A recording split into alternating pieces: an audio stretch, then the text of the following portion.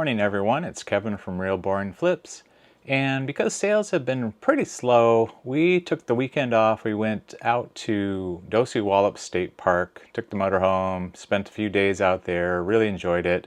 We did get a little wet, so obviously someone was pointing the rain stick in the wrong direction. But we had a great time and got a chance to just get away. So that was really a nice couple of days of just being away from everything else, being in nature.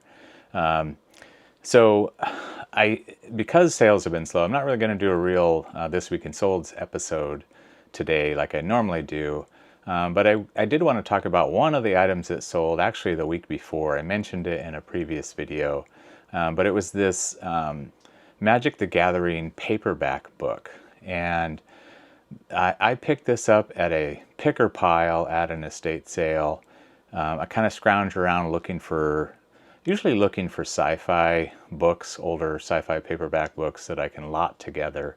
And in this case, I saw Magic the Gathering. So I actually got this book, and I think there were two other also Magic the Gathering and a couple other similar type books.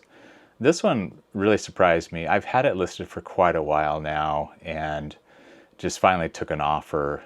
But it was a very pleasant surprise considering this was just a throw-in in the pile of stuff I was buying. So essentially zero cost, but really a nice flip. I did want to talk about some things that I actually bought this last week. But before we get into that, I want to show you what I'm enjoying today. And it's Mogu Mogu coconut flavored drink. Now that kind of concerns me. But if you can see there's something in there floating around, so maybe that's actual coconut. I'm not sure, but we'll give it a shot. Try this one together.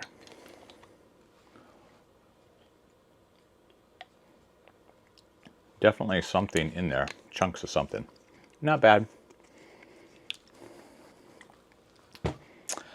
So I'll just go into this. This was several days of picking. Now, my normal way of picking stuff is either I'm stopping at Goodwill on the way home from work, or I'm buying stuff online on estate sales, and then when I go to pick up those items, if they have a picker pile, I'll scrounge that picker pile. Everything here was Goodwill, so because we were going camping, I really had to kind of focus on getting the camper ready, getting everything ready for that. So really limited my ability to actually go picking, but I got some great stuff. And a couple things are just the things I grab when I find them. One is, this is a remote for a Panasonic DVD VHS combo unit. I have tons of those and I always need the remote. So even though I had to pay up for this remote, it's one of the ones I knew I needed. So I grabbed that. I also whenever I find them, I grab these 3D Blu-rays. We have a couple of 3D TVs, and a big main TV in our media room is a 3D TV, and so it's kind of fun to experience some of those movies, and it's not bad actually watching them. So the next day that I went looking, I grabbed a couple of things that, like you probably have seen these before. I've sold so many of these, including the one that my daughter had when she was a kid. This one is missing the remote. I suspect it probably was in there at one point, but I paid $6 for this. I almost didn't get it, but it looked like no matter what condition you were selling, these were still selling. So the $6 will probably get 15 to 20. I might just hang on to it in the off chance I get a remote or find a remote. So this next one, you'll see a second part of this, but this is a bag of Tech Deck skateboards. And I think there's one that's not a Tech Deck in here, but there's also some tools, extra wheels, and I paid $10 for this, but I've sold Tech Deck stuff before, and you probably saw, I just showed on a recent video, I just got a Tech Deck, kind of the stair piece that you would use your Tech Decks on, I guess, is the right approach. So I grabbed that, looked all around for maybe other parts that would go to this, did not find any, but I did grab that. The next day when I went back, or maybe 2 days later, I found a bag of Tech Deck dudes, and these were $5. I think there's maybe 10 of them in here. I'm sure these were part of this donation because I found a couple that had a little bit of glue, like they glued them together on the characters and then on one of the skateboards. So these probably were together, and of course Goodwill splits that stuff up. But I'll probably lot all that together, maybe for $50 and see how that goes. But that would be a $17 investment or $16 investment. So not bad. I think the same day I got the dudes, I got this bag of Ben 10 figures, and I know I have a couple more somewhere in one of these bins, so I'm gonna try to lot those together. I paid $8. There's 8 figures in here, and they're all selling between $5 and $10. So I'll probably put everything in, maybe sell that for $50 as well. I should not have any problem selling that. I also grabbed this. Now, I probably wouldn't have, except that it had this game key in it. And this one is Dora the Explorer. There's a couple of games there. I sell these all the time. I paid $6 for this. This probably I normally get, probably $15 plus shipping for these. And this I might get $5. So well worth the investment because these pretty much always sell. And in the meantime of selling it, it'll give me a chance to use this for my testing station. It's nice to have one of these little TV games when you're testing different kinds of things like monitors or whatnot, to have a source. I have a lot of vintage TVs that really helps. So that'll go listed for sale, but I might hold on to it. I've never seen one of these before. This is a Tiger brain warp game. And when I picked it up, I could tell it was a little bit older, not the cheap stuff you see today. And I'm not going to touch the button, but when you touch the button, it did make some sounds. So when I comped it, I actually had to scan it because I didn't really know anything about it. But the comps were pretty good. So I should have, and it does work. I put new batteries in it, and basically works. I had to download the instructions because I could not figure out what you were supposed to do. It's not like a bop it where you're bopping anything. You basically are just rotating it so that whatever you're looking for is on top. It might say 2, orange, purple, so you just got to keep rotating. But it's kind of a fun game, and should be a $35 to $45 sale, and I paid $5 for it. So that was a nice pickup. One thing that was kind of neat about our trip to Dosey Wallop, so we were at Dosey Wallop State Park. So this is on Hood Canal in the state of Washington. Just a beautiful area there. And the river comes down into the Hood Canal. So that's a salmon river. And I took a few pictures of some of the salmon run from this year, but really a fun place to go visit. If you've ever had a chance to be out in the state of Washington on the Olympic Peninsula, especially on that side of Hood Canal, it's really nice. And there's actually some great wineries up there too that you can stop at. Really a fun time. We really enjoyed ourselves. Okay, so these last two things that I want to show you, I was really surprised. And I got these on 2 different days. And I paid $20 for this, but this is this tripods and triplanes game. And I scanned it in the store, and the comps were kind of weird because most of them were combined with other expansion sets. So this, I think, is the starter set. And this is a Wings of Glory game, so if you're familiar with that. But when I opened it, this is unpunched. I was able to kind of confirm as best I could in store that it was complete and unused. And the only sold that I found recently was New Other, and it was about $60 on an auction, but it was incomplete according to the description. So this one's complete. There is one for sale now, sealed for $100. I'll probably list this one at $100 because all the other ones have sold.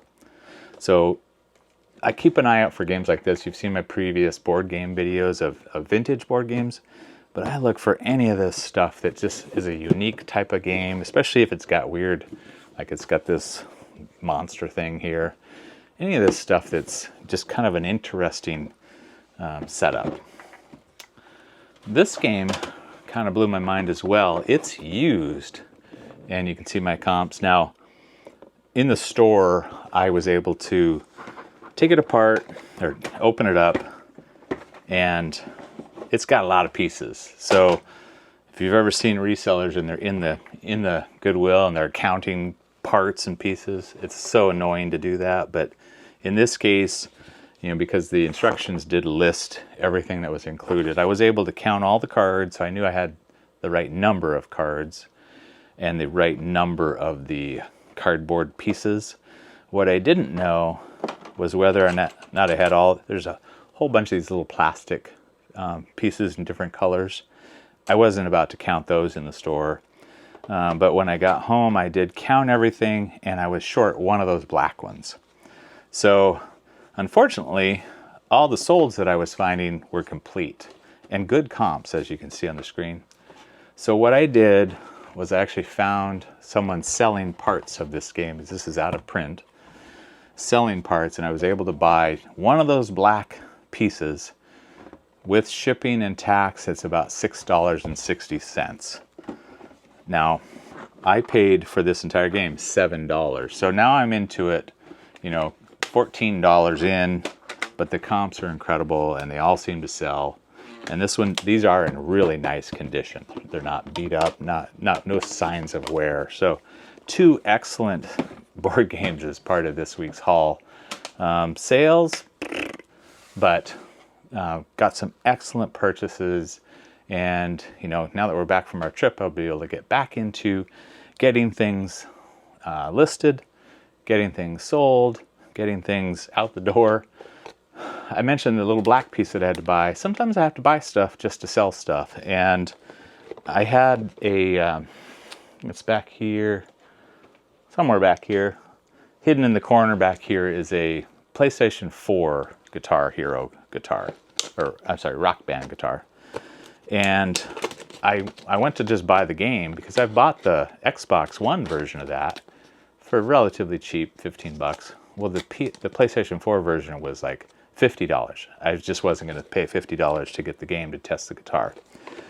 So eventually I gave up, waited a while. Finally, I was able to get one on eBay for, after shipping and tax, I think it ended up about $30. So I went ahead and pulled the trigger because I want to get that guitar listed. But this is how my package arrived. This is the box that showed up in my mailbox. I don't do this. You've seen my packing videos and how I talk about, you know, reusing packing is one thing, but actually this, really poor, really poor. I haven't opened it yet, so we're going to open it together, but this stuns me that people do this. Now, there were probably a half a dozen other ways that they could have shipped this that would have been just perfectly fine. And it did get here, so I guess I'm not complaining about that. But just so odd that people would do that. So there's a few more things in there I'm going to pull out, but here's the game. Rock Band 4, PS4. Of course, it was loose. Now, I usually put like a piece of bubble wrap right in here to keep the games from flying out. It looks like it's okay. There's a little bit of marks there. Hopefully not from bouncing around, but we'll get that tested, make sure the guitar works as I suspect, and I'll probably just keep this in the event I get another game. That's what I've done now because I've sold several of the Guitar Hero or Rock Band 1 or Rock Band 4 Xbox One, the Rock Band 4 guitars. So that's going to go into my need to test item. So we just got a little bit of loose pieces of cardboard or whatnots. And yeah, nothing really else, just all part of this Disney Doorables box. So I'm sure my mailman thought I was buying Disney Doorables. Little did they know it was actually a Rock Band game. So today I have gone out and bought half the store of the brand new Disney Doorables, and the best thing is that these are special edition ones. Oh my gosh, I am hyped. So that's the week. Slow sales again, really trying to improve that. really it comes down to I have not listed. It's been weeks since I've actually listed anything. So when it's like this, what I do is I will probably list 3 or 4 things and schedule them out over 3 or 4 days, because if I know I'm not going to be able to get to listing, I'd rather have a consistent listing of 3 or 4 days than a bunch in one day and then nothing for several days. I don't have any conclusive evidence that that's great or that does something, but I've tried it, and it's to me it's the same. At least I'm getting the items listed, whether it's all at once or over several days. I've seen other YouTubers talk about using that as one way to kind of trigger sales. So I'm going to do that. I got a couple things ready to go.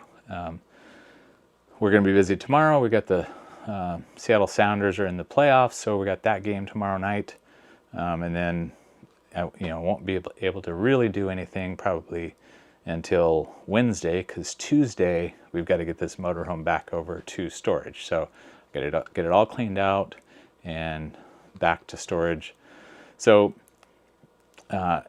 for my reselling life, which is part-time, always part-time, that's what happens. You might spend a week not doing anything related to reselling, and that's okay. It does, it will affect things, but I still have fun doing this. Doesn't really matter on a day-to-day basis what my numbers are. It's more about am I still doing the things that I enjoy? And in this case, we really enjoyed going camping. So I will get hot back onto this, and we'll see what hopefully I'll have a what sold's next week video that actually has some good stuff on it. I did have several sales. I probably had my normal 1 to 2 a day, just not great ones, more meat and potatoes. But I do want to say thank you to all the new subscribers. I got a whole load of new subscribers, so I TM'd you guys. Appreciate that. And as I always say, join me again next time.